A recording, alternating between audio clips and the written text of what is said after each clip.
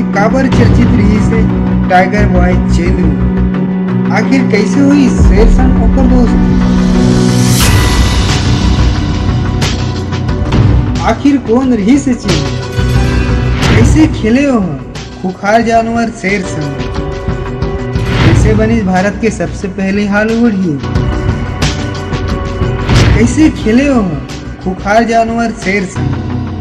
60 के दशक में काबर चर्चित रही से टाइगर बॉय चेंदू। आखिर कैसे बनी शेर की संगवारी?